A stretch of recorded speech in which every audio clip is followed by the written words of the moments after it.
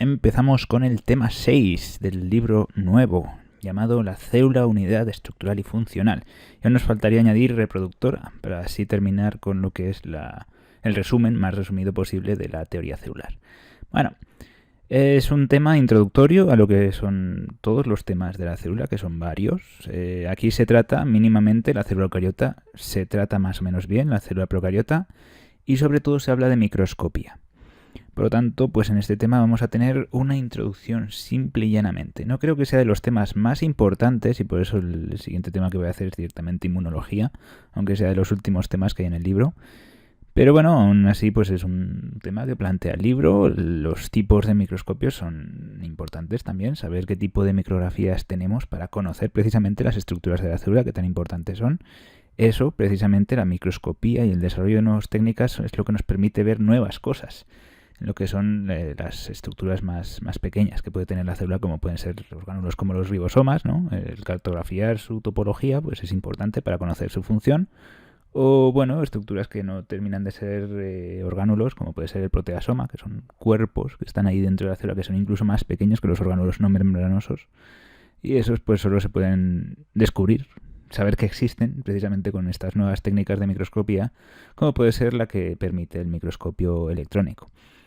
Bueno, terminada la introducción, vemos que aquí tenemos varios apartados que vamos a ver en el tema, en este índice. Como veis, llegamos hasta la célula procariota y la tocamos por encima, la eucariota solo, para ver un poco de endosimbiosis, comparación entre vegetal y animal y poco más. Lo más importante, como he introducido, es la teoría celular y es con eso con lo que vamos a empezar. Bien, pues nos dice, una bacteria, un paramecia, un alga, una seta, una encina, un escarabajo, todo va a estar hecho de células y eso es lo mismo que decir que la célula es la unidad estructural de los seres vivos.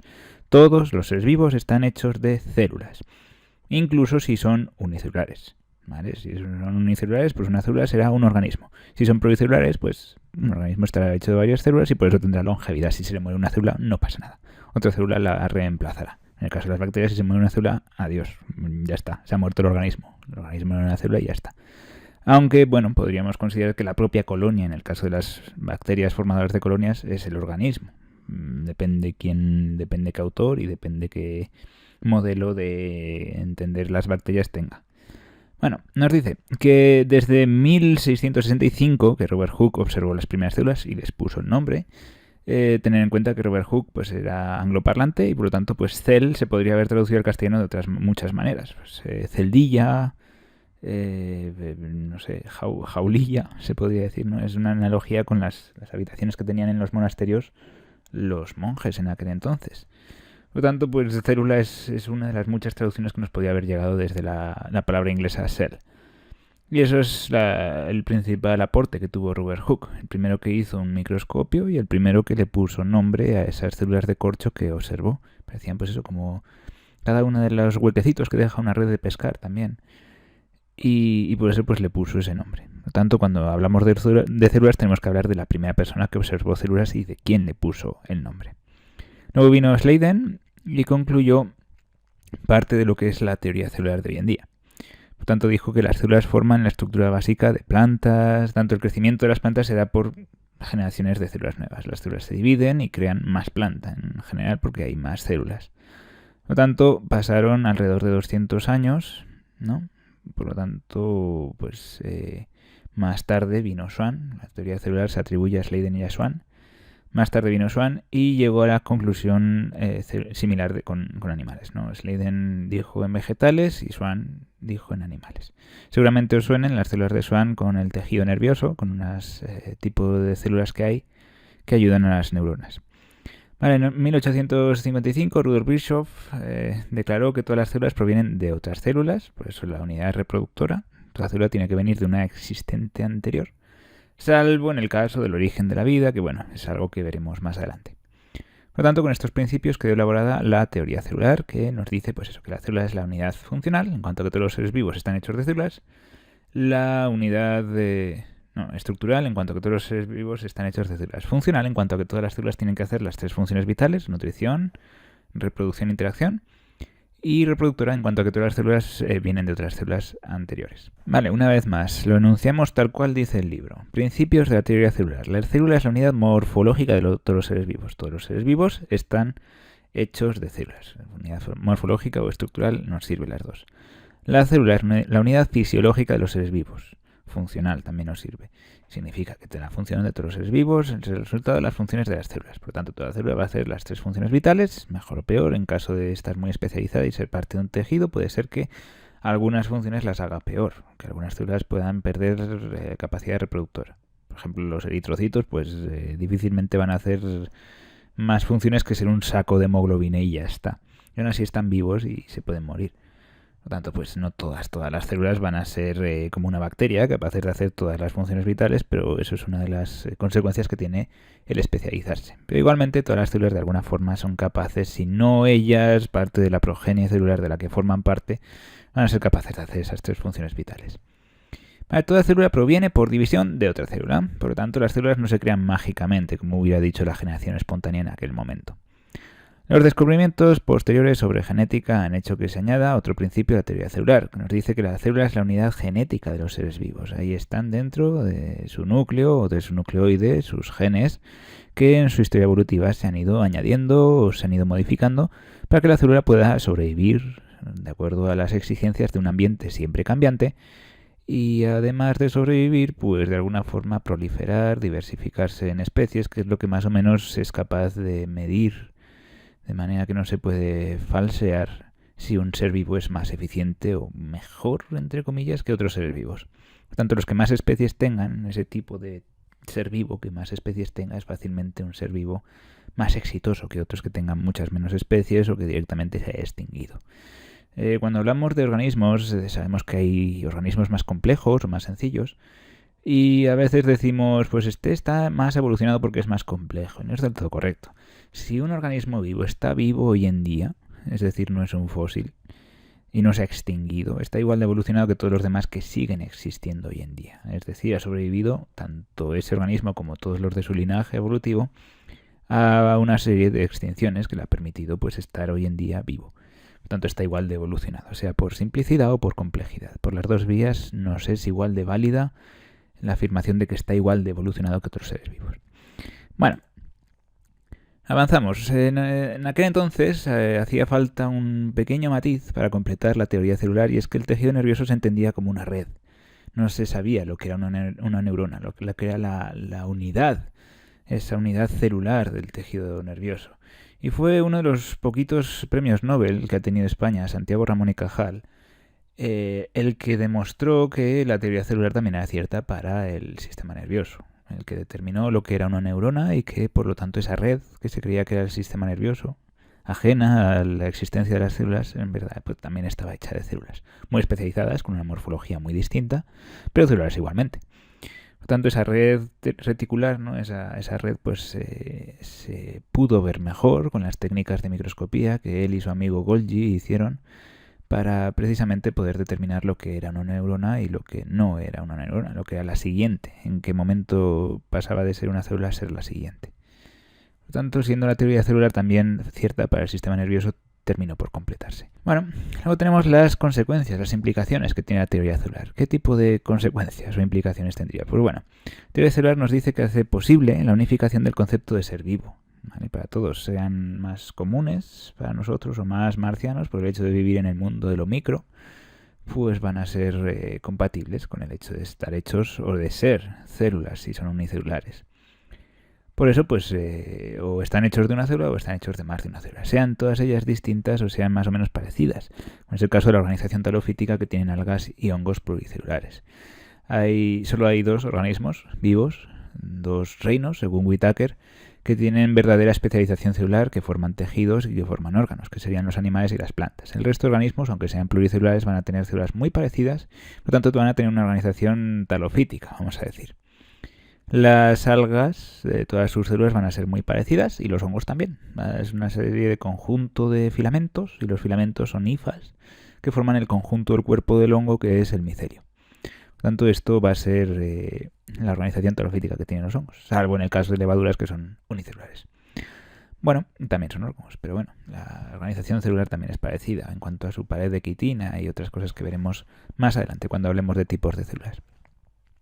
Luego, los principios han sentado las bases para estudiar y combatir muchas enfermedades. Si se entiende cómo funciona una bacteria, qué tipo de toxinas libera si se reproduce mucho, o qué tipo de patologías genera al comerse el colágeno que tanto abunda en nuestro cuerpo, pues ahí tenemos una ventana de, habiendo entendido el problema, podemos crearle soluciones concretas a ese problema. Por tanto, pues si se entiende una enfermedad, si se entiende una bacteria que causa una enfermedad, podemos ser capaces de solucionar esa enfermedad.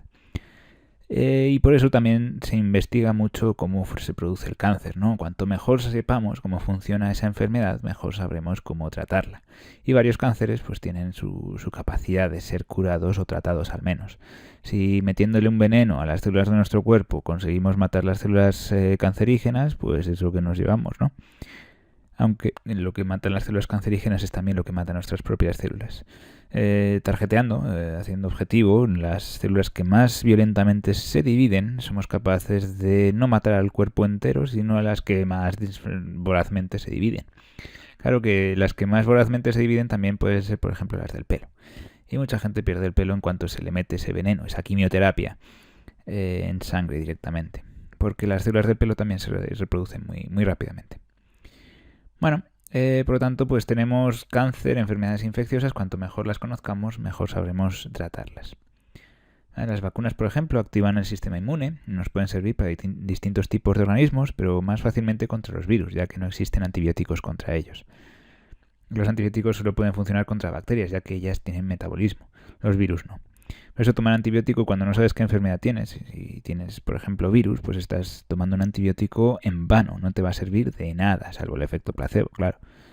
Y si, por ejemplo, pues ese virus no se ve afectado por el antibiótico, entonces no pasa nada, ¿no? Me tomo el antibiótico, no hace nada, pues bueno, pues mala suerte.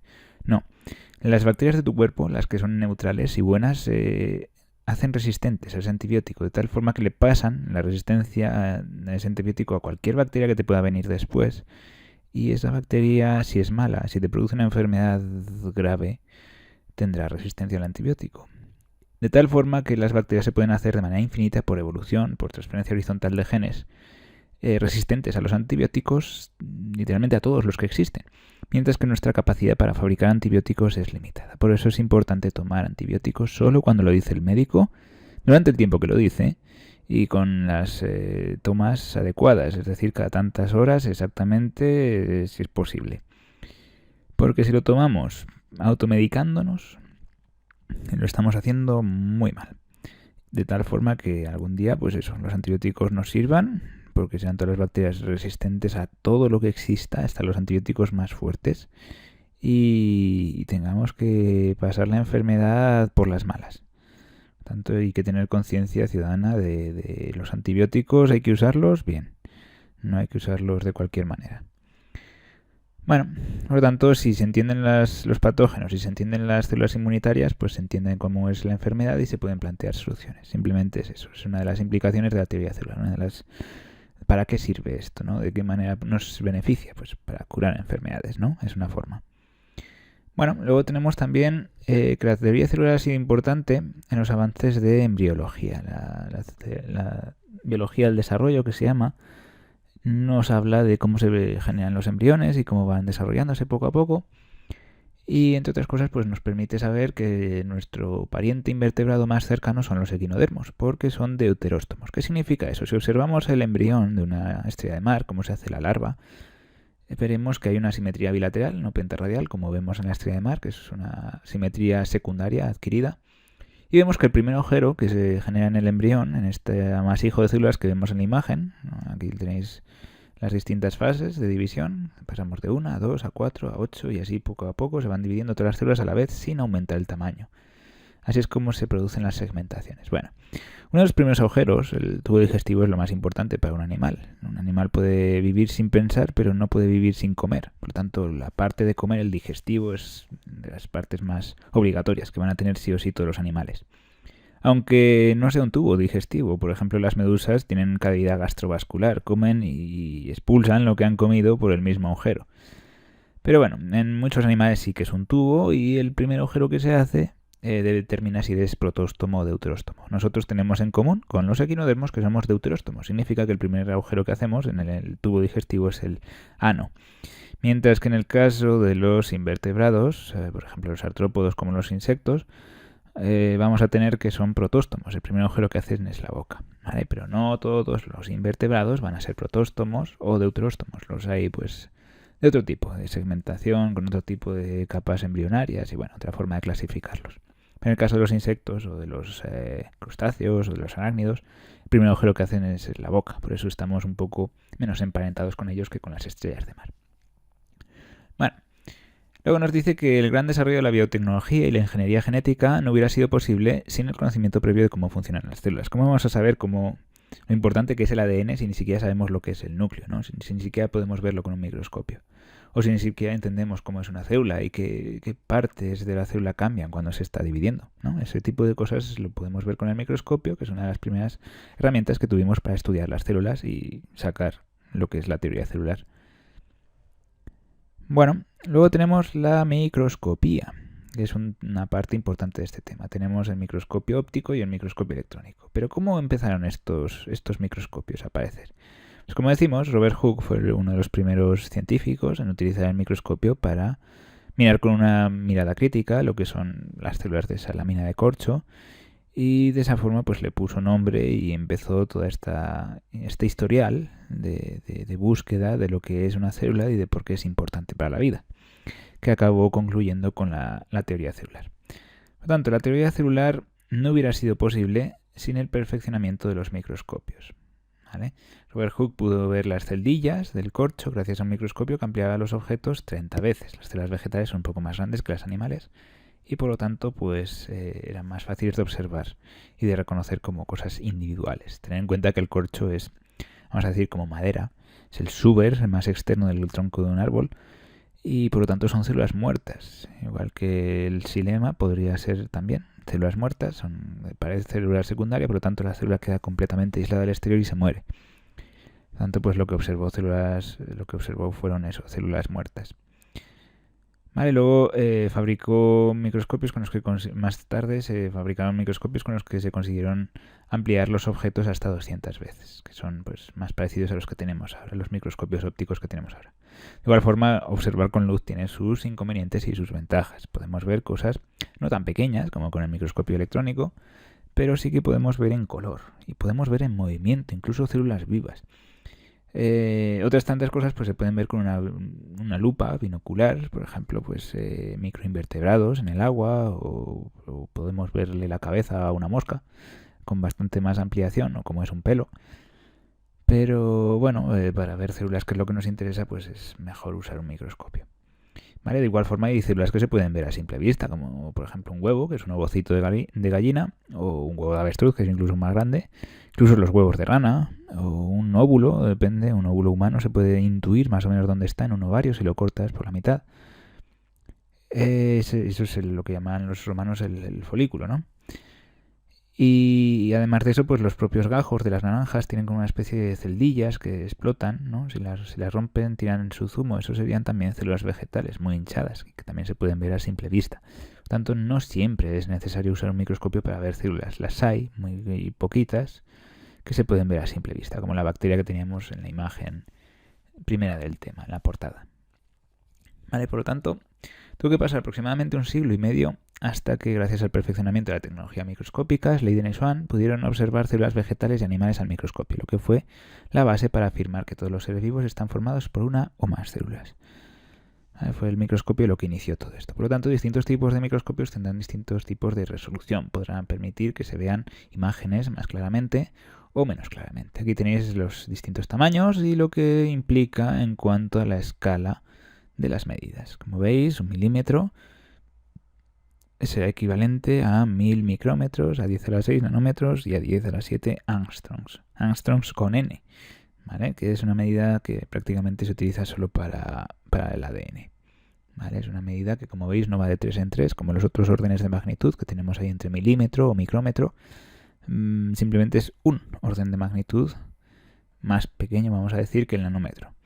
Y se utiliza precisamente para el ADN, para ver las distancias que tiene la estructura de la doble hélice.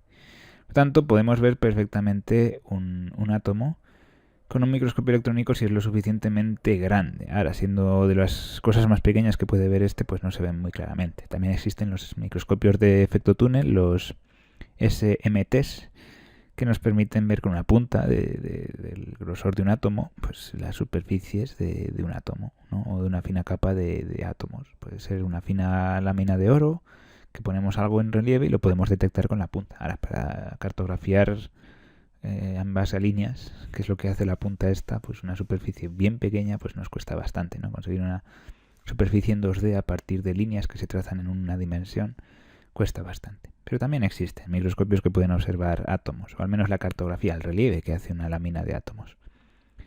¿Vale? Existe, si queréis ver en YouTube, hay un pequeño vídeo que es la película más pequeña del mundo y la hizo IBM con átomos, modificando átomos con este tipo de tecnología, los microscopios que permiten ver átomos.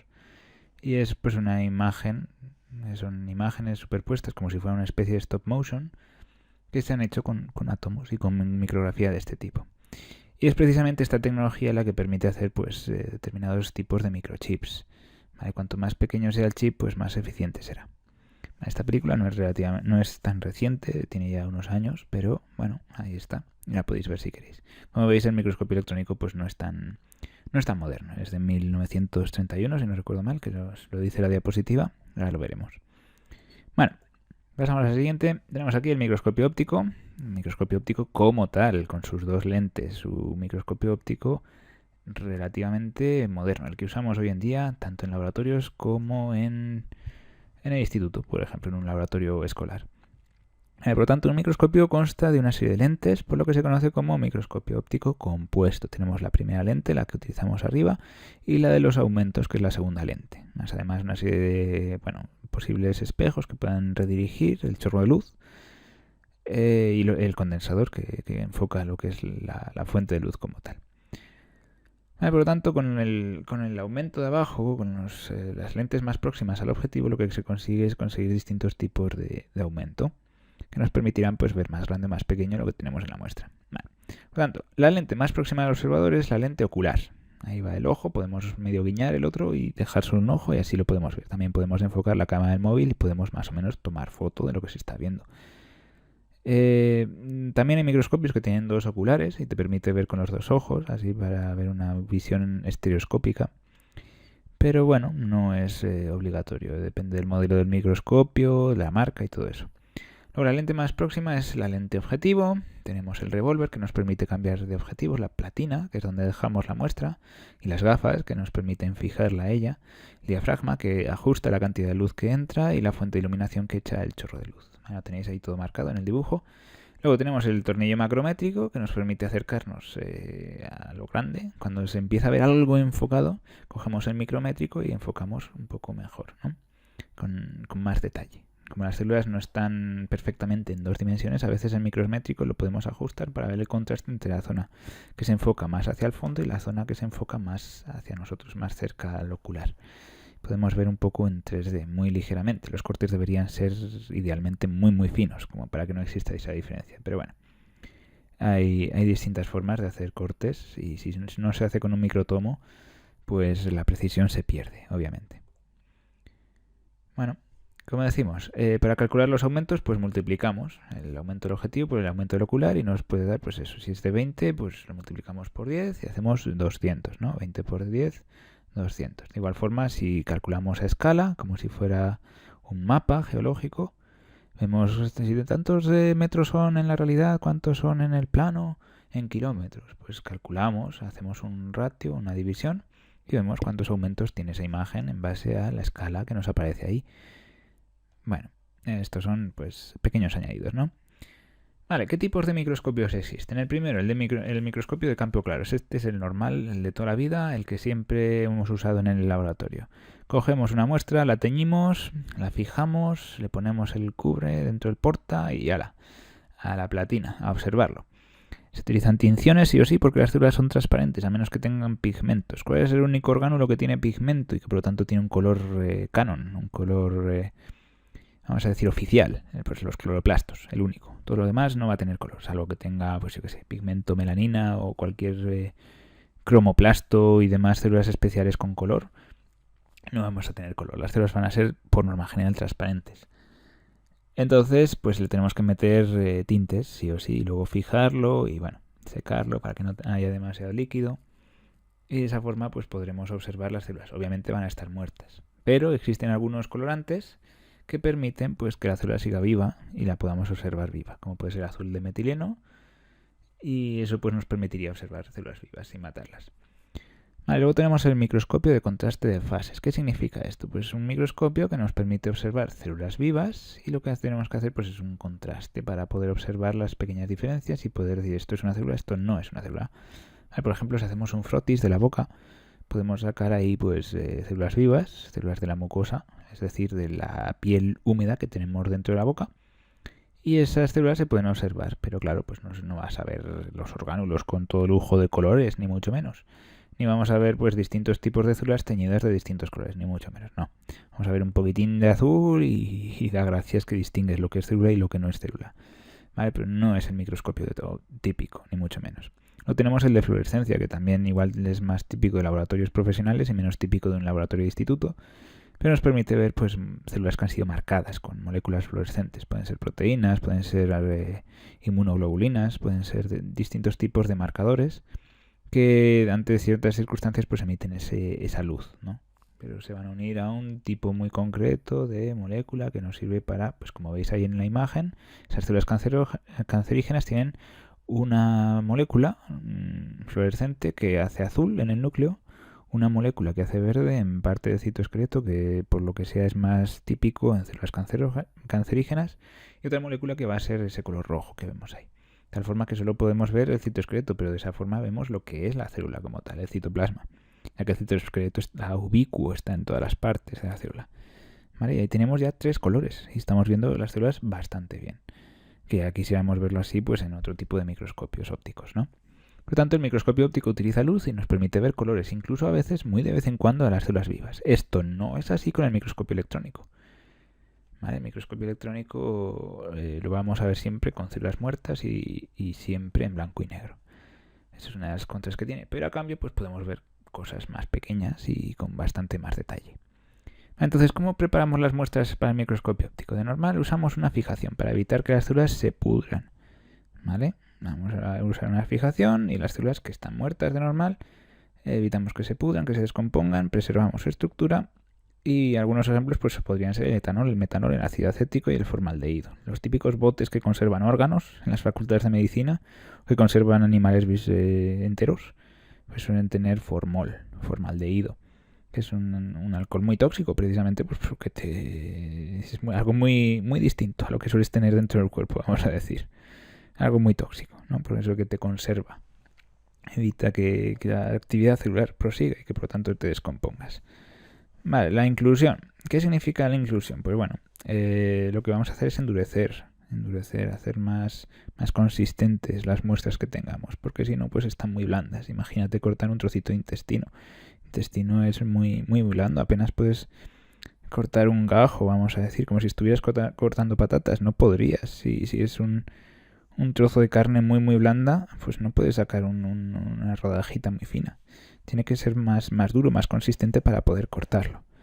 Por lo tanto, pues vamos a coger parafina o resina para poder endurecer un poco más esa muestra y que se pueda cortar.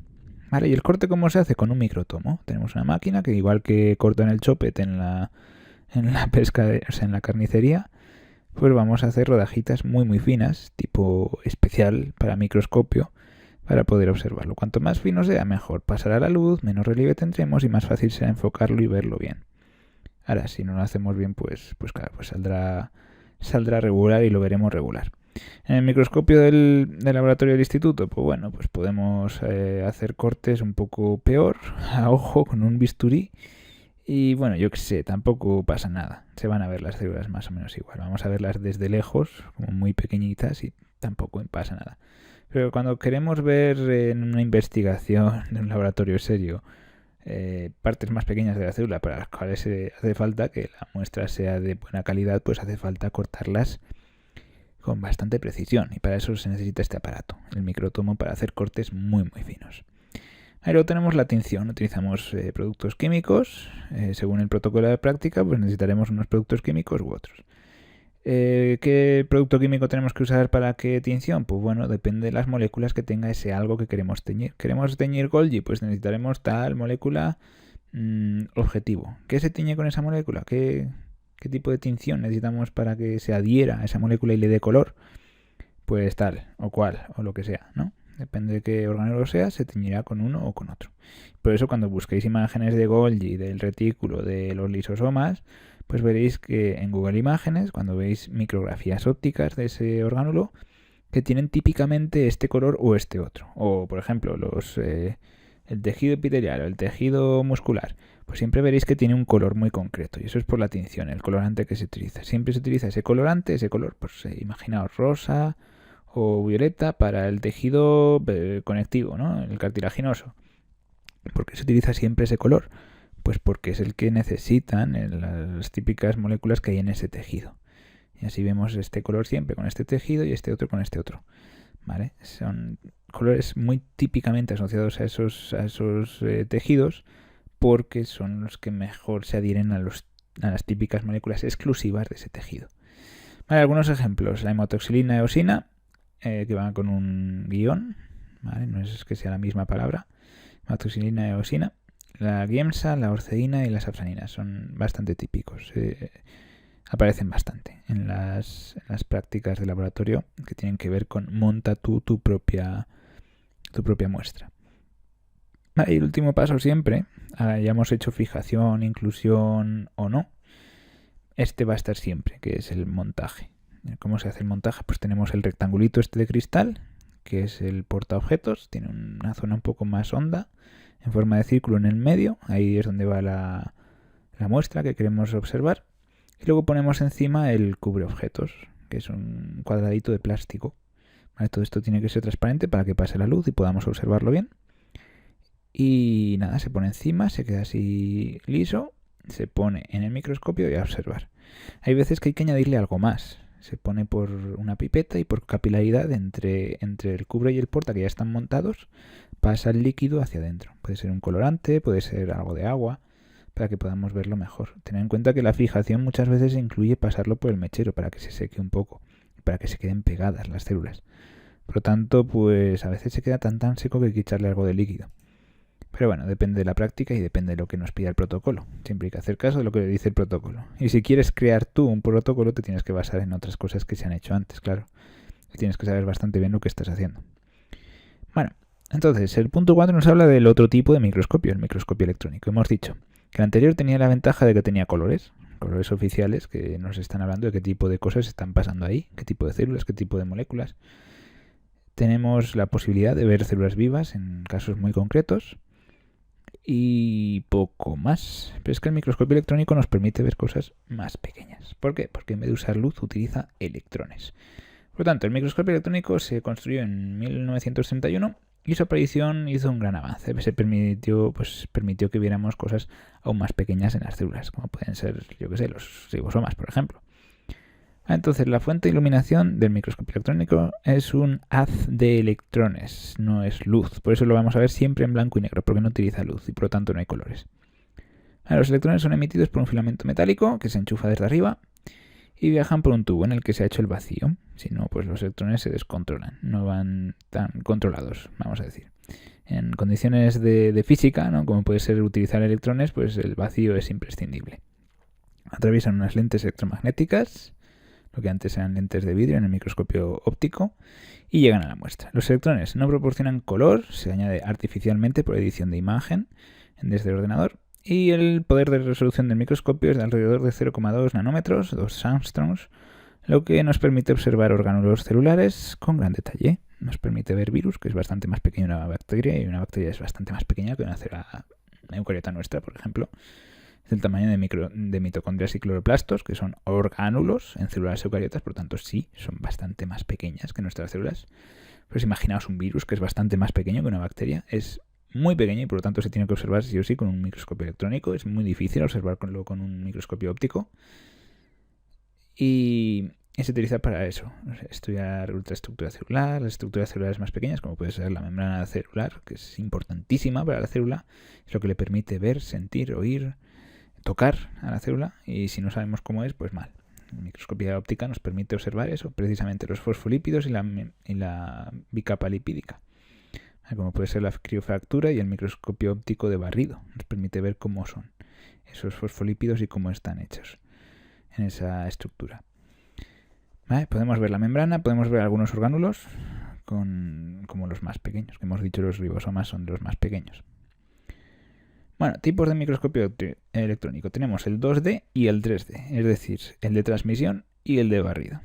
¿Vale? Los electrones atraviesan la muestra y forman una imagen en una pantalla, proporcionan aumentos de hasta 25.000 por, lo que permite ver las estructuras internas de la célula. Ahí estáis viendo el retículo endoplasmático, podéis ver algunas vesículas y la mitocondria en medio. ¿Vale? Está pues eso, en colores que le han añadido después. Esto lo han conseguido en blanco y negro y después con el ordenador han editado la imagen para que tenga esta apariencia de color. ¿Veis? Es un color así más artificial, no es el típico que se ve cuando lo coloreas con tinción en el microscopio óptico. Luego vemos aquí el virus del VIH, que genera el síndrome de inmunodeficiencia humana adquirida, el SIDA, que bueno, pues es bastante pequeño y se ve bastante mal, pero oye, esas cositas que se ven en la superficie de cada virus son los antígenos, o sea, son literalmente proteínas. Por tanto, pues para lo pequeño que es, se ve bastante bien. Luego tenemos el microscopio electrónico de barrido, que nos dice que los electrones no atraviesan la muestra, sino que la barren, ven el relieve que hay por fuera y nos permite ver imágenes en 3D, como pueden ser pues la estructura en 3D de la membrana.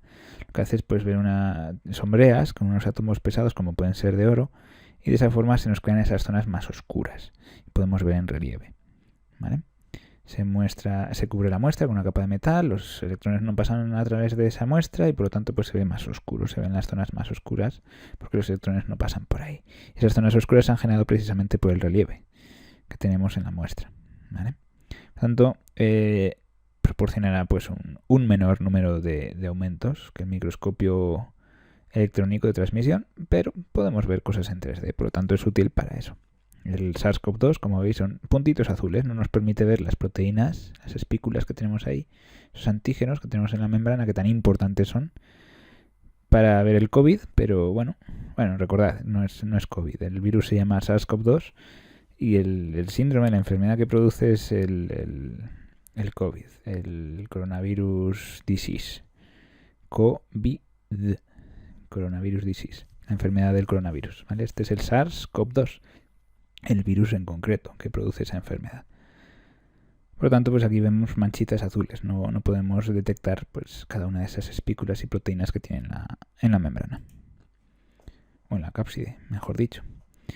Vale, entonces, ¿qué componentes tienen los microscopios electrónicos? Pues vemos que si es de transmisión o de barrido, pues cambia bastante en medio y al final.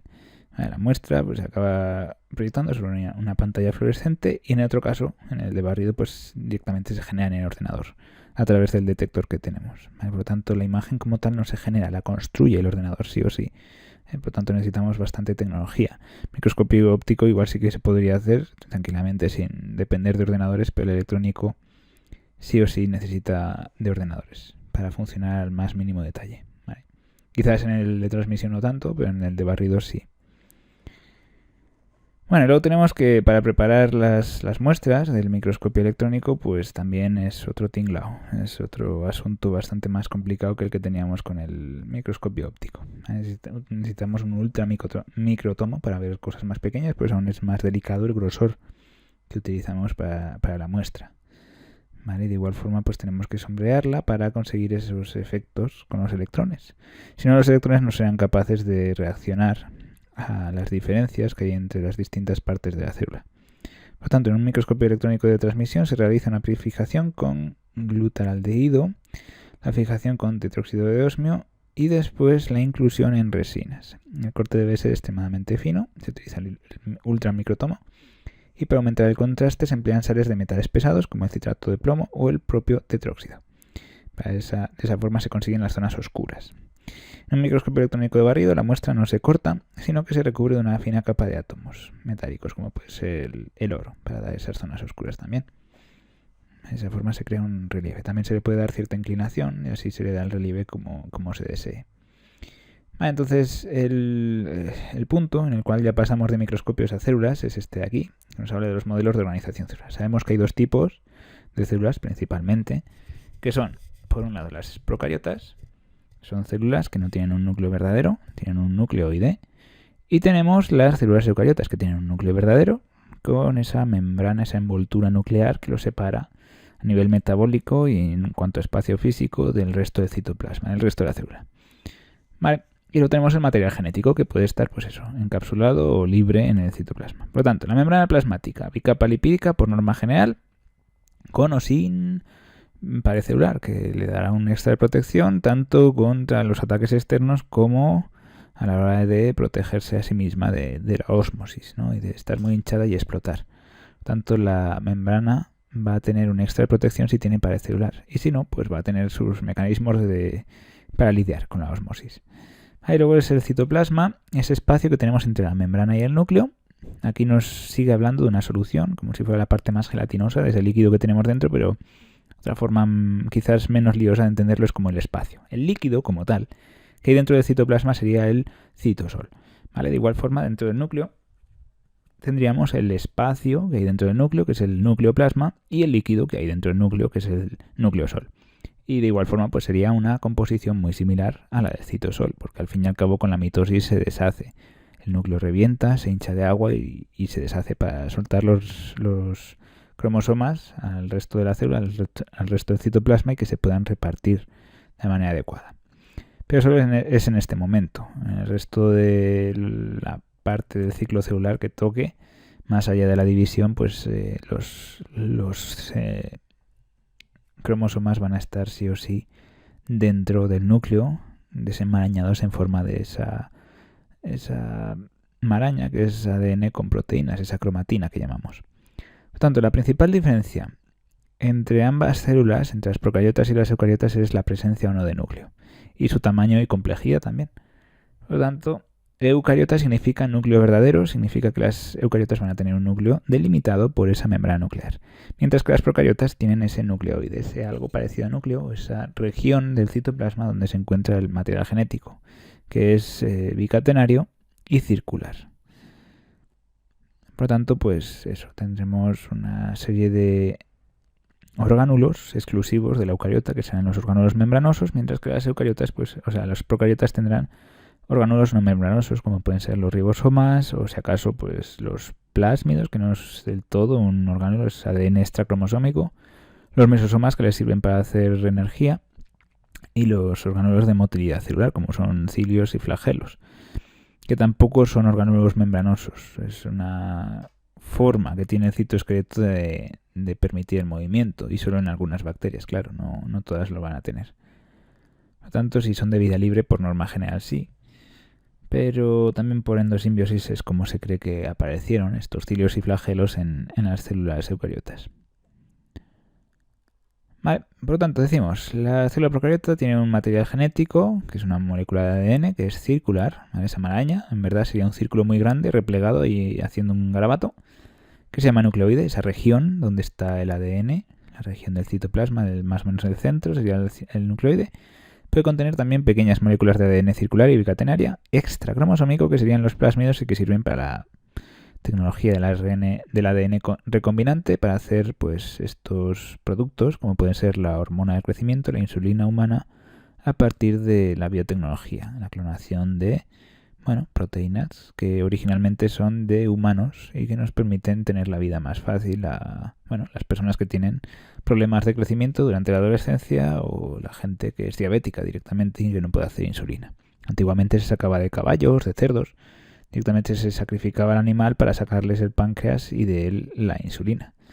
Pero ya sabéis que las personas son delicadas a veces en cuanto a los trasplantes de órganos, y con directamente inyectarte una insulina, que es de cerdo o de caballo, pues también hay problemas. Por lo tanto, pues no siempre funcionaba bien, por el hecho de que era de animal y no de humano. Por lo tanto, tener tecnología de ADN recombinante, tener la posibilidad de a través de plásmidos clonar proteínas humanas tal cual son en humanos, pues le hace bastante más fácil la vida a estas personas. Bueno, pero eso es un añadido que ponemos aquí. Los plásmidos no nos entran como tal en este tema como algo importante. Luego tenemos las células eucariotas, que vamos a ver la animal y la vegetal. ¿Qué pasa? ¿Que no existen células eucariotas en hongos, o en protozoos, o en algas? Sí, existen. Pero siempre nos centramos en la animal y vegetal porque son las únicas capaces de una verdadera especialización celular y capaces de formar, por ello, tejidos y órganos que son distintos entre ellos, entre las distintas partes del cuerpo de un animal o del cuerpo de una planta. ¿Los hongos pueden hacer tejidos? No del todo. Hacen hifas, y las hifas son todas iguales, salvo cuando van a hacer células reproductivas. Y algo parecido pasa con las algas. A esto lo llamamos organización talofítica. Y por lo tanto pues no son órganos ni tejidos verdaderamente diferenciados que podamos comparar con los animales o los vegetales. Si hablamos de órganos siempre vamos a referirnos a órganos animales u órganos vegetales, como pueden ser las hojas, el tallo, las raíces, que son órganos al fin y al cabo. Por lo tanto, tenemos que saber algunas diferencias entre el animal y la vegetal. ¿Qué tipo de orgánulos son exclusivos de animales y qué tipo de orgánulos, mejor dicho, son exclusivos de la célula vegetal? Orgánulos y partes. Digamos que por ejemplo, la pared celular no es un orgánulo como tal, sería una parte de la célula vegetal. Bueno, entonces decimos que las procariotas son mucho más pequeñas, menos complejas que las eucariotas, y las procariotas no tienen orgánulos rodeados por membrana, no tienen orgánulos membranosos, como puede ser Golgi, los lisosomas, retículo endoplasmático, eso es exclusivo de eucariotas. Las bacterias no lo tienen. A diferencia de las eucariotas, que presentan gran cantidad de orgánulos membranosos, como los que acabamos de decir. Estos compartimentos permiten que las reacciones químicas puedan separarse, una diversificación del metabolismo, y no interferir los unos con los otros, lo que les da muchísima más eficiencia y mayor complejidad. Un abanico de posibilidades en cuanto a la evolución increíble en comparación con las bacterias, que son más sencillas. No por ello menos evolucionadas, porque, insisto, a través de la simplicidad también se puede llegar a seguir existiendo hoy en día, que es lo que pasa con las bacterias. Por eso hay que evitar decir, pues eso, ¿esto es más evolucionado que? No. Están igual de evolucionados porque lo que importa en la evolución es seguir existiendo. Si las bacterias siguen existiendo, han seguido su evolución de bacterias, pero bueno, si las bacterias siguen existiendo es porque están igual de evolucionadas que todo el resto de seres vivos. No por ser más complejo está más garantizada su supervivencia a lo largo de la historia evolutiva. ¿Vale? Bueno, empezamos. Características. Tamaño de los procariotas. Pequeño.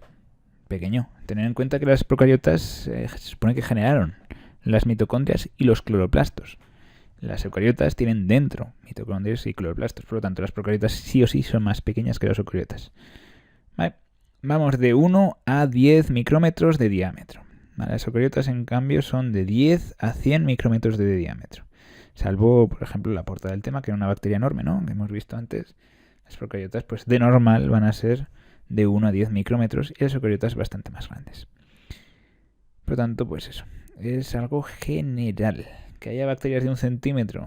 Bueno, pero las bacterias por norma general van a ser más pequeñas. ADN de las procariotas, circular y bicatenario. ADN de las eucariotas, linear y bicatenario. Localización del ADN. En el citoplasma, en una región del centro llamado nucleoide, sin una membrana que lo rodee y por lo tanto no es un núcleo verdadero y se llama por eso procariota. No es un núcleo como tal. El carión no está completamente desarrollado. En eucariotas tenemos que el núcleo está completamente rodeado por una membrana que separa el metabolismo del núcleo del resto del citoplasma y del resto de orgánulos y también lo protege contra posibles toxinas. El material original nunca sale del núcleo y por eso utiliza ARN como mensajero para llevar la información a los ribosomas. Son de núcleo verdadero, por eso que está separado del citoplasma por esa envoltura nuclear. Por eso se llaman verdadero, carión, núcleo verdadero, eucariotas. Orgánulos, los ribosomas y orgánulos no membranosos, como puede ser pues, los mesosomas, que son un pliegue de su membrana plasmática, las distintas paredes y la cápsula de mucopolisacárido, los cilios y flagelos no son órganos membranosos, son partes de la célula muy sencillicas. Por tanto, pues orgánulos tendrá ribosomas y ya, poco más. Inclusiones de almidón, que son pues almidón en el citoplasma y ya está. Tendrá pues los plásmidos que hemos dicho, pero no son orgánulos como tal, es ADN extracromosómico, no son parte de la célula. Tanto orgánulos como tal, los procariotas vamos a decir que solo tienen ribosomas. Los eucariotas tienen que es Golgi, que es el retículo endoplasmático, que es el lisosoma, que es el peroxisoma, que es las vacuolas. Todos esos son orgánulos que son prácticamente burbujas hechas con la membrana o con invaginaciones de la membrana, según veremos en la teoría endosimbiótica. Por tanto, orgánulos tiene muchos y buena parte de ellos van a ser membranosos. Además también tienen ribosomas, claro. Vale, los ribosomas. ¿Cómo son los de los procariotas? Son 70S, 70 unidades de sedimentación, es decir, son más pequeños. Las eucariotas son 80S, es decir, más grandes. El citoesqueleto. ¿Cómo es el citoesqueleto de las procariotas? Es menos desarrollado que en las eucariotas. Más sencillo porque tiene una pared celular que le mantiene la forma y por lo tanto le da parte del trabajo hecho. Necesitan menos citoesqueleto. Vamos a decir que tiene que ver con la bipartición y bueno, con el movimiento de cilios y flagelos y no tiene muchas más funciones. En cambio, en eucariotas, sobre todo en las células animales que no tienen pared celular, pues va a tener que ver con la movilidad, con la forma. Véase las neuronas, que tan raras son en cuanto a su forma, que parecen redes, de lo raras que son con su forma. Y van a tener que hacer bastante con la división celular. Al repartir cromosomas, al tirar de ellos y todo eso se tiene que hacer. Alguien tiene que hacerlo y lo hace el citoesqueleto, controlado por los centrosomas. Por tanto, pues sí, es bastante distinto el citoesqueleto en cuanto a cuántas cosas tiene que hacer en eucariotas y las poquitas que tiene que hacer en procariotas. Luego tenemos principales diferencias entre células eucariotas, animales y vegetales. Hemos dicho que la pared celular no existe en animales, por eso tienen que hacer más cosas en su citoesqueleto, tienen que moverse, tienen que darle forma a los distintos tipos celulares que haya en el animal, en sus distintos tejidos, por tanto, la pared celular no, y su citoesqueleto tiene más faena. En la célula vegetal, sí, existe una pared celular primaria que está hecha de celulosa, hemicelulosa, pectinas, y una pared celular secundaria, que si la tiene, la célula se muere, como la del xilema, como la del Suber, que hemos visto antes con Robert Hooke. Esas son células muertas porque tienen una pared celular secundaria, que además de celulosa tiene lignina, madera. Y en cuanto a una parte de una planta te parece como de madera, es porque tiene células muertas ahí. Con esa pared celular secundaria que aísla completamente la célula del exterior y por lo tanto pues la célula se muere dentro. Centrosomas. ¿Cómo son los centrosomas de las células animales? Tienen dos centriolos, dos macarrones paralelos, ¿vale? Que son capaces de duplicarse por bipartición. Es algo necesario para que la célula se divida. De normal, la célula en interfase solo tiene un centrosoma con dos centriolos, pero cuando llega el momento de dividirse, el propio centrosoma se parte y tenemos dos centrosomas, uno en cada polo de la célula para llevar ahí hasta ellos los cromosomas. Por tanto, los animales tienen centriolos, las células vegetales tienen centrosoma, que es una especie de zona más densa de citoplasma, pero no tiene esos macarrones en medio, no tienen los centriolos. Vale, luego la célula animal tiene cloroplastos. No es verde. Los animales no hacemos la fotosíntesis, no tienen cloroplastos. Las células vegetales y... Sí, las células vegetales y las algas, ¿no? Sí, y las algas también, claro, son eucariotas. Las células vegetales tienen cloroplastos y las células de las algas también. Vale, por lo tanto, mitocondrias es común a todos ellos, pero los cloroplastos solo van a estar en vegetales, en plantas y en algas. ¿Vale? Y algunas cianobacterias pueden hacer fotosíntesis, pero no porque tengan cloroplastos. Los cloroplastos son bacterias fotosintéticas, o lo eran en algún momento del pasado. Luego tenemos vacuolas. ¿Existen vacuolas en los animales? Hace tiempo, hace igual 4 años, se decía que no, que los animales no tienen nunca vacuolas, pero se ha descubierto que en algunos casos sí. En algunas poquitas células tienen vacuolas pequeñas, numerosas, mientras que en las células vegetales tienen una gran vacuola central, una que ocupa prácticamente el 90% de lo que es la célula y desplaza el núcleo de lo hinchada que deja la célula. ¿Qué hace la vacuola? Pues almacena sustancias. ¿Qué tipo de sustancias tiene que almacenar una planta? Principalmente agua. Si es una planta venenosa, almacenará ahí el veneno. Si es una planta acuática, es posible que almacene aire. Vale, son distintos tipos de almacenes que puede tener la planta para sobrevivir en el ambiente que tenga que sobrevivir. Luego tenemos los cilios y los flagelos. ¿Dónde tenemos cilios y flagelos? Pues en algunas células animales, las que tengan que moverse. Se dice que los animales somos opistocontos. ¿Qué significa eso? Que tenemos en algún momento de nuestra vida un flagelo en la parte de atrás de nuestro cuerpo. Y en cuanto a eso nos parecemos a los hongos. ¿vale? Igual forma que nos parecemos los animales vertebrados y cordados a los equinodermos, es nuestro invertebrado más parecido por el hecho de ser deuteróstomos, pues en el caso de animales y hongos nos parecemos porque en algún momento de nuestra vida tenemos un flagelo en la parte de atrás de nuestro cuerpo, somos opistócontos. Por tanto, cilios y flagelos en algunas. ¿En algunas qué? En algunas células de algunos tejidos. No todos los tejidos necesitan moverse y no todos los tejidos necesitan mover con respecto a ellos, por ejemplo, fluidos, y por ello pues no todas las células van a tener cilios y flagelos. ¿Ejemplos de células animales que tengan flagelos? El espermatozoide, claro. Eso es lo que nos hace ser opistócontos. En algún momento de nuestra vida hemos sido un espermatozoide y hemos tenido un flagelo en la parte de atrás de nuestro cuerpo. Células que tengan cilios, pues por ejemplo los fumadores ven paralizados sus cilios de la tráquea y no pueden expulsar bien mocos y suciedad que se quedan en la tráquea, precisamente, y en los bronquios. Por eso tosen cada 2x3. Las personas que no somos fumadores, pues tenemos los cilios más sanos y no tosemos tantos en comparación, claro. Esos cilios van expulsando de manera pasiva y sin que nos enteremos pues la suciedad para que no nos moleste ni nos cause problemas. Por lo tanto, las células animales pueden tener cilios y flagelos. Las células vegetales no. Las células vegetales no son organismos opistócontos como nosotros y no necesitan ni cilios ni flagelos, no necesitan moverse. Todo movimiento que hacen las plantas es o bien por turgencia, por turgencia y flacidez, porque una célula se hincha y se deshincha si son reversibles, como son las nastias, o por crecimientos diferenciales de distintas zonas de la planta. Esos son los tropismos. Por ejemplo, una raíz crece hacia abajo, siguiendo la gravedad. Eso sería un geotropismo positivo. El tallo crece en contra de la gravedad. Eso sería un geotropismo negativo. Los girasoles crecen hacia la luz. Eso es un fototropismo positivo, que hace que la flor parezca que se esté moviendo. En verdad está creciendo el tallo hacia un lado o hacia otro, en función del estímulo de la luz. Por lo tanto, las plantas carnívoras utilizan nastias para abrir y cerrar las trampas y los girasoles utilizan tropismos para orientar su flor hacia el sol.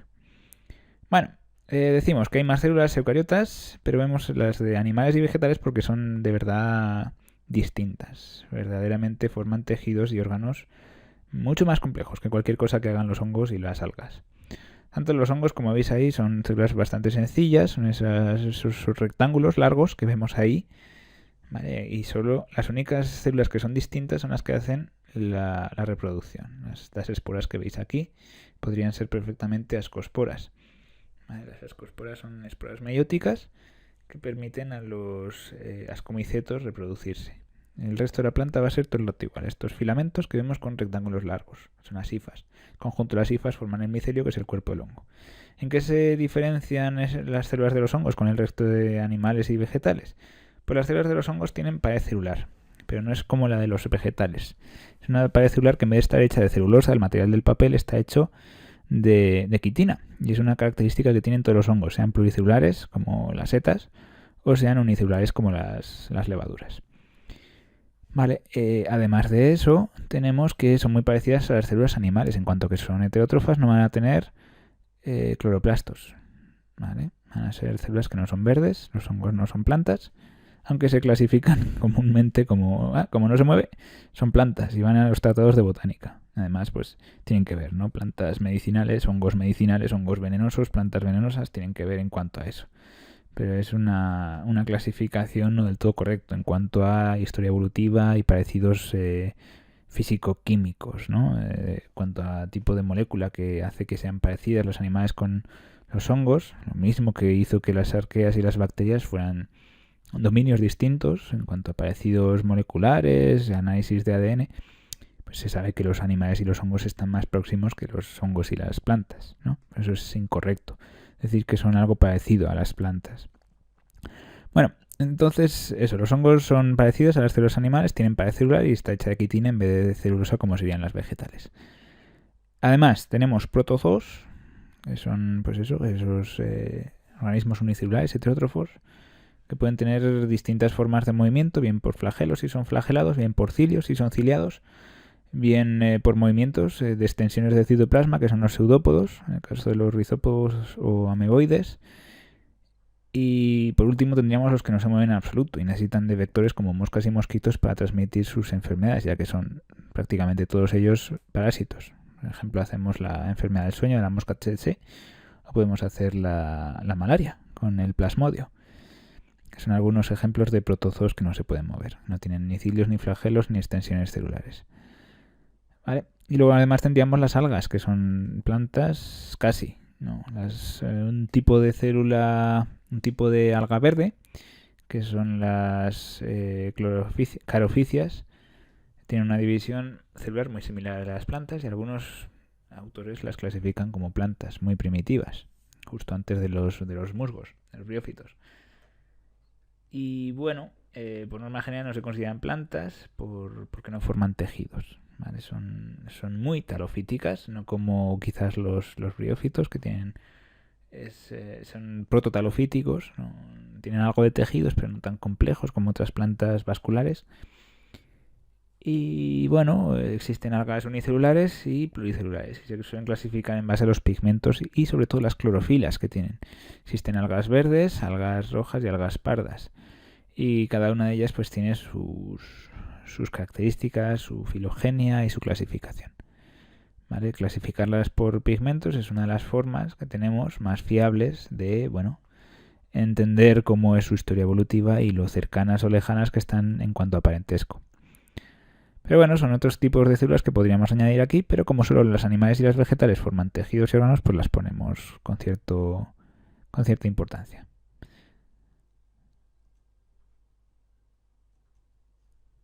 Y ya le he dado.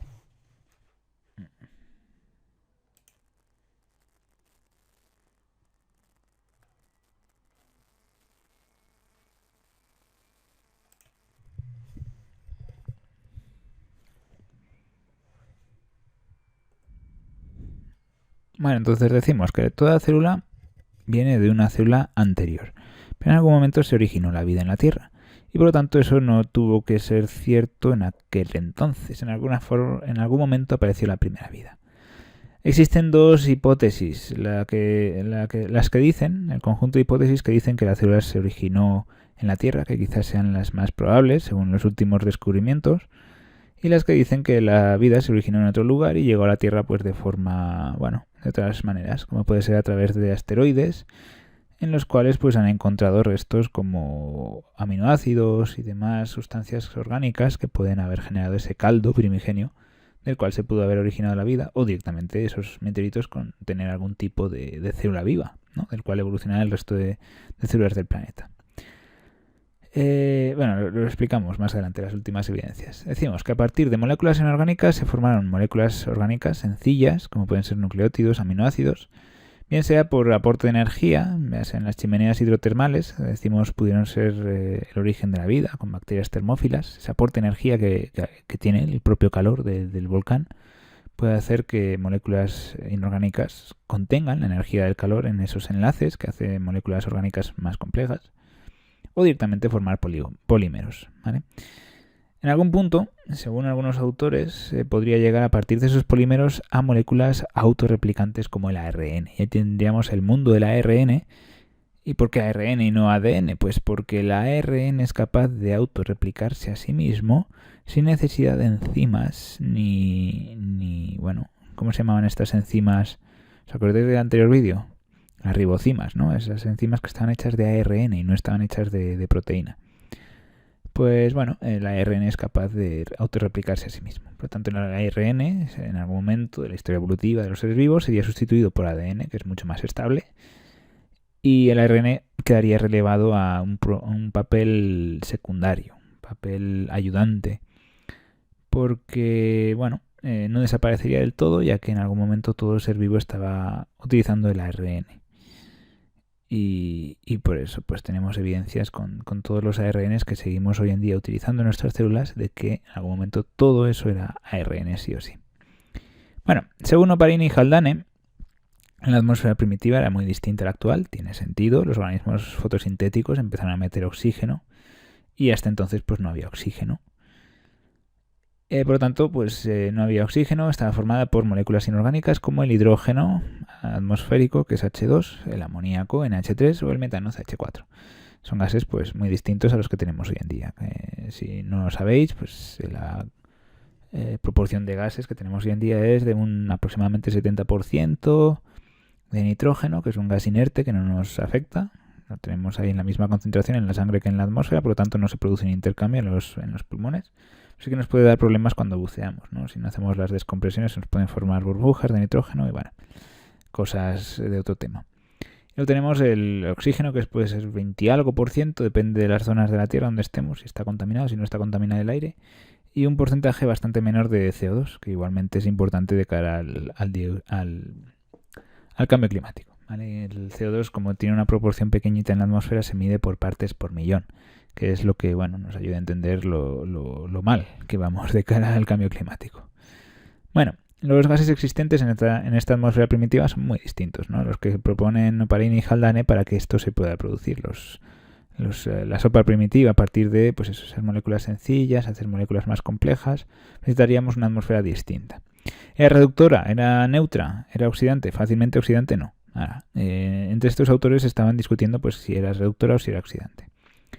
Bueno, entonces cogemos esa atmósfera primitiva, le metemos energía, bien sea por los volcanes submarinos, los rayos o las descargas eléctricas, por lo que sea. Tenemos una fuente de energía que nos hace, a partir de moléculas inorgánicas, espontáneamente formar moléculas orgánicas, que nos formen un caldo primordial del cual evolucionar moléculas más complejas y de ellas la vida. Vale, aminoácidos o nucleótidos a partir de moléculas inorgánicas. ¿Cómo? Con aporte de energía. Vamos a hacer el experimento. Cogemos un montón de vidrio, y el vidrio es importante para eso que os quería comentar antes. Ponemos agua en ebullición para que todo eso esté en circulamiento. El vapor de agua asciende, baja, condensa. Y tenemos una atmósfera primitiva, ¿no? Lo que proponían estos autores. Miller y Urey nos decían que pues estas sustancias eran los que formaban la atmósfera primitiva. Le metemos descargas eléctricas con estos electrodos, metemos agua fría para la condensación, para pasar de agua a gas a agua líquida, y se nos acumula pues unas sustancias distintas en el fondo. ¿Qué sustancias van a ser estas? Pues nos fijamos, sacamos que tras condensar los gases se observó que al cabo de unos días ya no quedaba apenas casi NH3 ni metano, sino CO2, monóxido de carbono y nitrógeno atmosférico. Además, se acumuló en el fondo un material oscuro que contenía aminoácidos, ácidos grasos y otros compuestos orgánicos, de los cuales podría evolucionar la vida, ¿no? Ese caldo primigenio que nos podría generar pues organismos vivos de manera espontánea, ¿no? Tenemos ahí todos los ingredientes, solo tenemos que juntarlos y voilà, por selección natural y al cabo de muchísimos millones de años podríamos conseguir los primeros organismos vivos, las primeras protobacterias. Por lo tanto, algunos de estos polímeros deben ser una molécula con capacidad de replicación. Actualmente esta molécula es el ADN, pero en aquel entonces pues seguramente sería el ARN, ya que no necesita esas enzimas para autorreplicarse, ¿no? Y esta es la hipótesis que se conoce como el mundo del ARN. Entonces, esta simulación es bastante esclarecedora, nos da bastantes evidencias de que la vida se pudo haber generado en la Tierra, pero igualmente tiene sus puntos débiles, ¿vale? Últimamente los experimentos que se han hecho, que gracias al cielo se pueden hacer en biología, en otras ciencias como por ejemplo en la física. Imaginaos, investigar el Big Bang o lo que hay dentro de un agujero negro, que es una singularidad. La propia definición de singularidad nos dice que no podemos investigar este tipo de cosas. Tenemos que imaginar y hacer cosas teóricas nada más.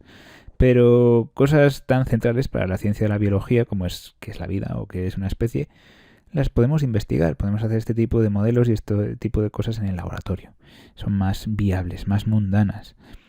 Entonces, este tipo de experimentos se pueden hacer. Vale. Entonces, ¿cuáles son las últimas tendencias que no os van a aparecer nunca en un libro de texto sobre esto?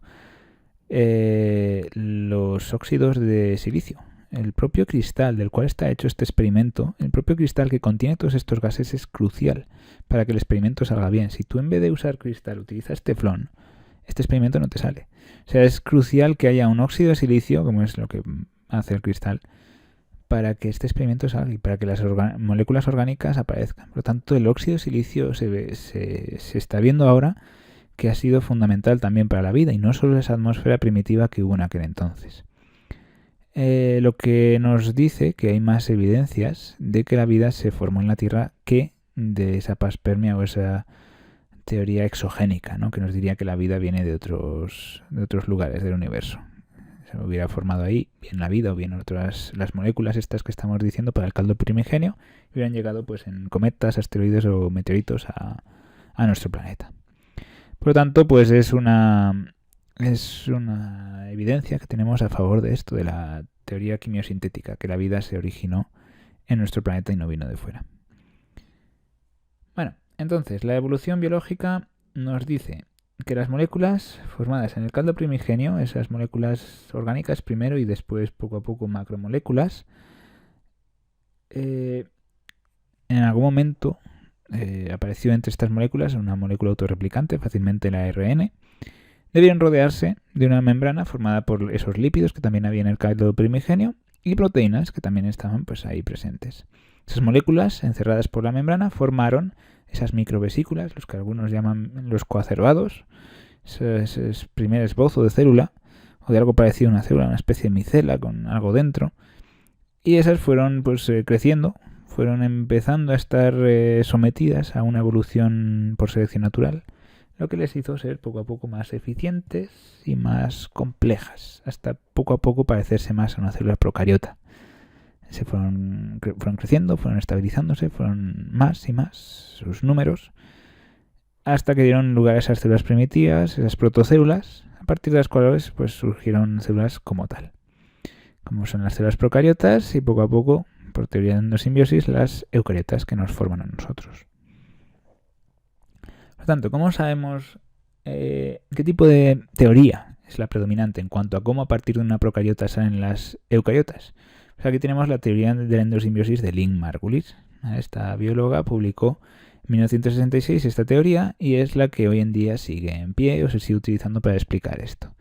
¿Evidencias que tenemos de esta teoría? Pues las mitocondrias se parecen mucho a unas bacterias, a unas alfa-proteobacterias que probablemente fueron las que las originaron. Y los cloroplastos se parecen bastante a unas cianobacterias que, de nuevo, es muy fácilmente las que las acabaron generando. Los ribosomas de mitocondrias y cloroplastos que tienen dentro son muy parecidos a los ribosomas que tienen las bacterias. Son 70S de unidades de sedimentación de los Svelberg. De igual forma, también tenemos que las mitocondrias se dividen por bipartición, como hacen las bacterias, no por mitosis, como harían las células eucariotas. Esas son algunas de las evidencias más importantes que tenemos, siempre fijándonos en mitocondrias y cloroplastos. Podríamos fijarnos también en los propios cilios, la invaginación de la membrana que hacen las células en el componente que tienen las propias membranas externas e internas de mitocondrias y cloroplastos. ¿Qué tipo de lípidos las forman? Pues unos son típicos de bacterias y otros son típicos de eucariotas, ¿no? Por lo tanto, la membrana externa es la membrana con la cual engulló la célula eucariota a la mitocondria y al cloroplasto. Y la membrana interna es la típica de la bacteria. En algún momento pues fueron modificadas, perdieron su ADN interno, quedaron solo restos, y cuando el ADN, la gran parte de ese nucleoide pasó al núcleo normal de la célula eucariota, es entonces cuando oficialmente pasaron a ser orgánulos y dejaron de ser células rehenes dentro en el citoplasma. Vale, hay un error en este dibujo, y es que esta rama, que da lugar a las células eucariotas vegetales y de algas, tendría que salir de este otro dibujo. Es decir, la entrada de mitocondrias se produce en un momento, no se produce en dos momentos simultáneos. Por lo tanto, a partir de una célula que ya tenía mitocondrias, una rama evolutiva distinta que da lugar a los organismos fotosintéticos con cloroplastos se nos genera. ¿Vale? Por lo tanto, las plantas hacen su comida en los cloroplastos y después la destruyen para sacar energía en las mitocondrias. Y por eso necesitan mitocondrias y cloroplastos. Y por eso hacen respiración celular y producen CO2 por la noche, ¿no? No tienen la posibilidad de utilizar la luz del sol para generar oxígeno. Bueno, por lo tanto, nos dice que la teoría endosimbiótica explica el origen de eucariotas a partir de procariotas. Primero, la procariota pierde su pared celular, se queda con la membrana a secas, la membrana se pliega hacia adentro, y ese plegamiento hacia adentro, esos, vamos a decir, esas invaginaciones que hay hacia dentro de la membrana, nos generan por primera vez el núcleo. Al separar el núcleo del resto de la célula, nos permite tener una mayor complejidad. Esa mayor complejidad nos da oportunidades de metabolismo que no teníamos hasta ahora. La célula se hace más grande gracias a esa mayor complejidad y lo que le permite, al ser tan grande, pues absorber otras células, como pueden ser las bacterias que tenemos ahí. Las alfa-proteobacterias que dieron lugar a las mitocondrias, y a partir de ahí una línea nos fagocitó, nos absorbió cloroplastos sin matarlos. Esos cloroplastos, que en aquel entonces eran cianobacterias, bacterias capaces de hacer la fotosíntesis. Cuando perdieron su ADN y se incorporó al núcleo de la célula, entonces es cuando pasaron a ser orgánulos como tal, orgánulos propiamente dicho, y nacieron los cloroplastos. Por lo tanto, nos dice, una célula procariota anaerobia incorporaría por endocitosis que posteriormente fue endosimbiosis, a bacterias aerobias más pequeñas. Se estableció una relación simbiótica. La célula pequeña obtenía protección y alimento, un lugar donde vivir, y la célula grande podía conseguir más energía al realizar la respiración celular. ¿Vale? Las bacterias tienen esas crestas, esos mesosomas, que les permiten hacer energía, pero una bacteria tan grande como puede ser esa célula eucariota en evolución, en proceso de evolución, pues necesita bastante más energía, por eso es más grande. Por tanto, pues tener una central energética en forma de mitocondria le venía bastante bien. Esas bacterias pudieron generar las actuales mitocondrias. Vale. El origen de los cloroplastos sería similar por la incorporación de por endocitosis, una cianobacteria capaz de realizar la fotosíntesis, por lo tanto lo incorporó y la célula ya era capaz de hacer también la fotosíntesis gracias a esos cloroplastos. En esos cloroplastos tenía la especialización, la función, ese cloroplasto y nada más que ese cloroplasto, de hacer esa fotosíntesis. ¿Todas las células vegetales tienen cloroplastos? No. No todas las partes de la planta son verdes. Ni siquiera los estambres son capaces, los sépalos que son verdes, son capaces de hacer la fotosíntesis. Aunque sean verdes, no por ello van a ser capaces de hacer la fotosíntesis. Solo el parénquima fotosintético es capaz de hacer la fotosíntesis. Vale, las características de mitocondrias y de cloroplastos que apoyan esta teoría son que ambos órganos tienen doble membrana, la membrana de la bacteria y la membrana que la engulló, lo que sugiere que se incorporan por endocitosis. También poseen su propio ADN circular, restos al menos. Al ser circular, pues nos da pistas de que es de bacteria. Sus ribosomas son 70 S y presentan tamaños similares a las bacterias, como ya hemos dicho antes. Vale, en células procariotas decimos, tradicionalmente los organismos se clasifican en 5 reinos, según Whittaker, que es el monera, protoctistas, fungi, animal y vegetal. Algunos autores añadieron el cromista y separaron las algas de los protozoos, porque verdad, protoctista es un cajón desastre que incorpora cosas muy marcianas, muy distintas entre sí, y en monera metía todos los procariotas. Por lo tanto, hay 4 reinos que son eucariotas y un reino que es procariota. Bueno, más tarde vino Carl Woese y al estudiar la fisiología, las comparativas moleculares de ARN, genómicas que hay entre distintos tipos de bacterias, pues sacó un total de 3 dominios. Primero, 2 procariotas, arqueobacterias y eubacterias, y un dominio eucariota que era el de eucaria. ¿Vale? Por lo tanto, pues las bacterias están ahí en dos posibilidades, las bacterias y las arqueas, que tienen diferencias. ¿Vale? Grandes diferencias a nivel bioquímica. Las arqueas, por norma general, son organismos extremófilos. Les gusta mucho pues temperaturas muy altas, temperaturas muy bajas, o concentraciones de sal muy altas, concentraciones de sal muy baja. Son condiciones por norma general hostiles. Y por ello se las clasificaba como bacterias más antiguas, ¿no? Arquea de bacteria más antigua. Pero últimamente se ha visto que es al revés, que son bacterias como más modernas, que surgieron más tarde que las eubacterias. Por lo tanto, el nombre es engañoso. Se cree que ambos dominios proceden de un ancestro común, el LUCA, Last Universal Common Ancestor, el último ancestro común universal, que se atribuye a toda la vida. Una de las evidencias que tenemos para decir que hubo una célula de la cual vinieron todos los organismos vivos que existen hoy en día es que el código genético es común a todas las células, a todos los organismos vivos que hay hoy en día. Y por eso pues sabemos que ese ancestro común universal fácilmente existió. No tenemos fósiles, obviamente. No es que sea imposible que una bacteria deje fósiles, pero bueno, en este caso, con los eslabones perdidos y esos organismos críticos para la evolución de las especies, no siempre está claro. Hay veces que la evolución sucede muy rápido y no da tiempo a dejar fósiles, y más en bacterias que no tienen, pues eso, esqueletos fáciles de fosilizar. ¿Vale? Hay muchas estructuras que se creían fósiles de bacterias que en verdad no son. ¿Vale? Ese mismo silicio que hemos visto con la teoría de Oparin puede generar estructuras que parecen dejadas por bacterias, pero en verdad son inorgánicas, son completamente inorgánicas, son formadas exclusivamente por el óxido de silicio. Por tanto, pues no terminan de ser evidencias, son evidencias descartadas de unos que se creían primeros fósiles de bacterias. Bueno, estructuras de la célula procariota. La primera, la cápsula bacteriana, exclusiva solo de las bacterias más peligrosas, las más patogénicas. No todas la tienen, pero se puede pasar por transferencia horizontal, lo que hemos dicho antes de las bacterias que se hacen resistentes a los antibióticos. Pues esto sería una forma de hacerse más virulentas, más patogénicas, en un ambiente hostil que les incita a evolucionar por transferencia horizontal de genes. Vale, por lo tanto, la cápsula bacteriana forma la estructura exterior de las bacterias más peligrosas. Está compuesta por polisacáridos y a veces por otras moléculas como los polipéptidos. Protege la célula contra la desecación, contra fagocitos, porque es como que resbalan y no se la pueden engullir los glóbulos blancos que engullen, los fagocitos. Protege contra anticuerpos, porque los antígenos están como más adentro, más hundidos en ese polisacárido. Y le permite vivir, vaya. Y contra agentes antibacterianos, que lo que hacen es destruir la pared celular. Claro, la cápsula está por fuera de la pared celular y la protege, ¿no? Es una capa extra que tiene. Por tanto, pues son más peligrosas las bacterias que tienen cápsula.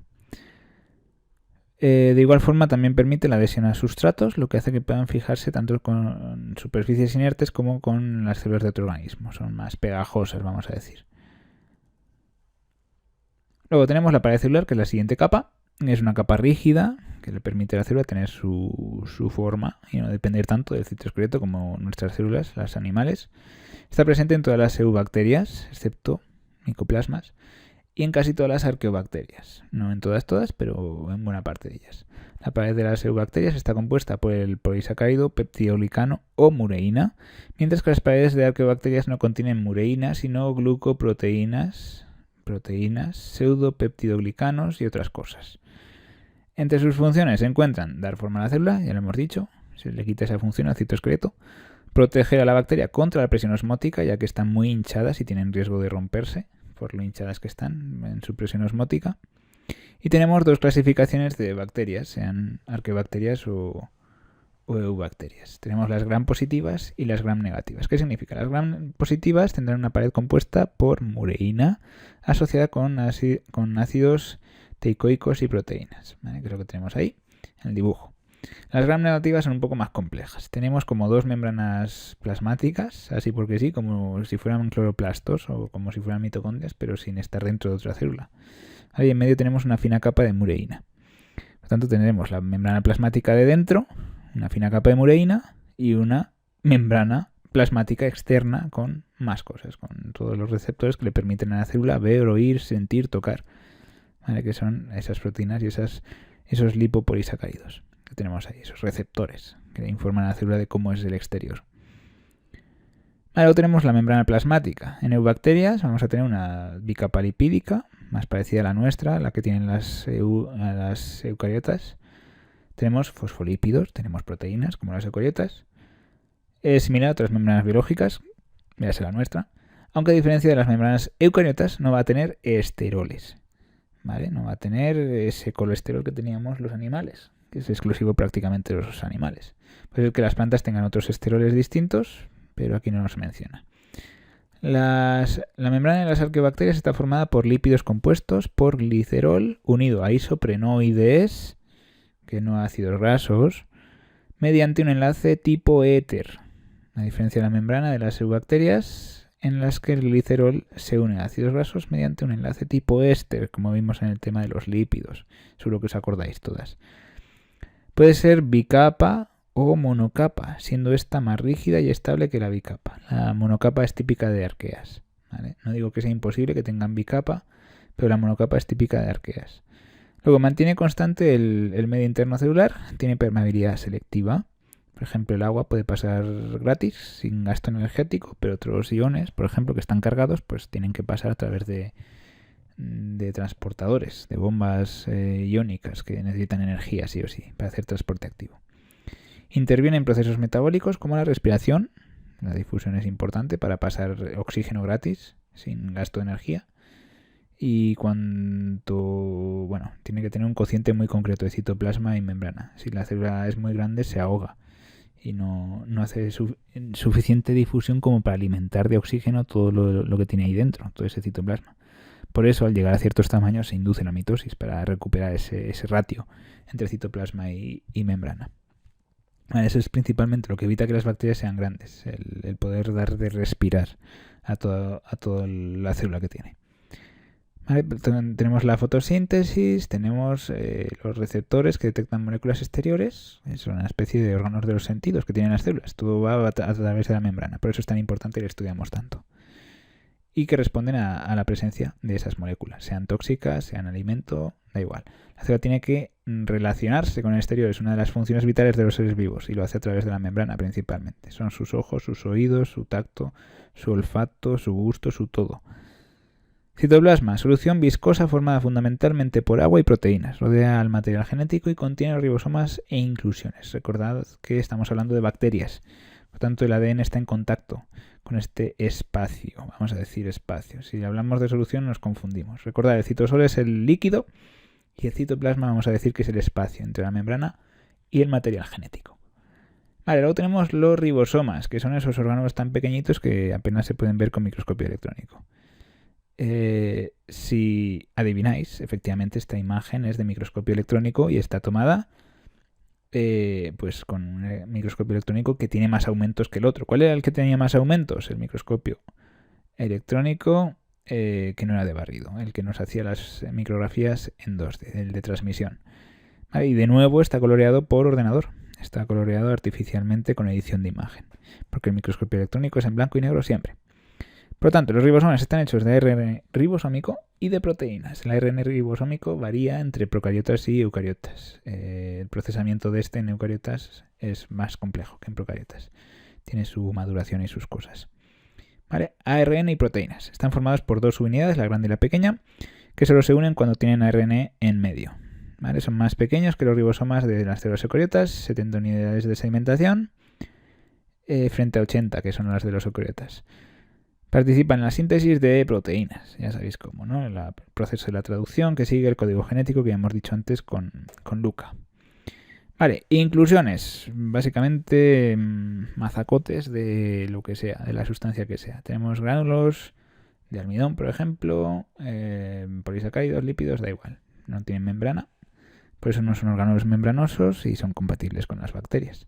Los órganos membranosos, recordad que son exclusivos de eucariotas.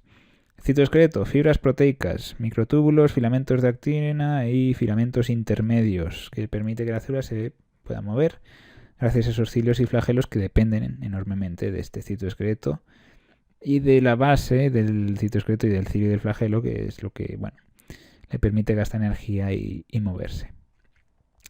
Muchos menos desarrollados que en eucariotas y mantienen la forma de la célula, intervienen en la división celular. Por tanto, pues tiene una función similar a la de eucariotas, pero de una manera más primitiva. Material genético, compuesto por una molécula de ADN circular y bicatenario, que es el cromosoma bacteriano. El cromosoma bacteriano se sitúa en una zona denominada nucleoide, la región del citoplasma donde está el ADN. No siempre va a estar en medio, pero es lo más normal.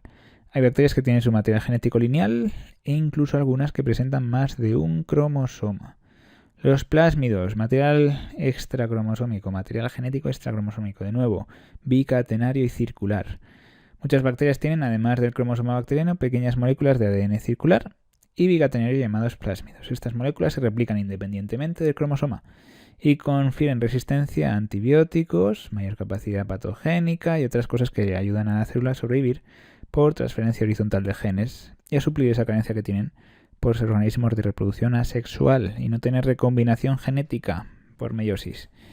¿Vale? Tenemos la conjugación, tenemos la transformación, tenemos la transducción como algunos de los procesos de transmisión horizontal de genes. Y los plásmidos son especialmente importantes en fenómenos de conjugación. Que permite, pues, por ejemplo, una bacteria gram positiva convertirse en gram negativa a través de la expresión de genes de plásmidos. O crear una cápsula. La cápsida que teníamos antes, la cápsula que teníamos, a ver, aquí, ¿dónde está? La cápsula bacteriana se puede desarrollar también a través de genes que están en los plásmidos. Todo lo que le permite a la bacteria de repente sobrevivir ante un entorno hostil es fácil que esté en los plásmidos. Apuesta para pasárselo entre ellas, aunque sean de especies distintas, y poder sobrevivir entre ellas. ¿Vale? Ayudándose entre ellas, aunque sean de especies distintas. Imaginaos que nos comemos un pollo y de repente nos salen alas. Pues algo así, es así de loco. Y solo se puede generar ese tipo de fenómenos en organismos tan sencillos como son las bacterias. Vale, flagelos, fimbrias y pili. ¿Qué son? Pues los flagelos son filamentos proteicos, son largos y escasos, que permiten el movimiento de las bacterias que los poseen. Su número y su distribución varían según las bacterias. Las fimbrias y los pili son también filamentos proteicos, más cortos, más numerosos que los flagelos. Las fimbrias intervienen en la adhesión de la bacteria a otras células o a superficies. Por ejemplo, el pili sexual les permite cambiar plásmidos y hacen la conjugación, ese fenómeno de transferencia horizontal de genes. Y los pili intervienen en la conjugación, ¿vale? Es lo que decíamos. Los pili son son como pajitas, vamos a decir. Y las fimbrias serían tipo los cilios, son como pelitos más numerosos que tienen que ver con el movimiento, ¿vale?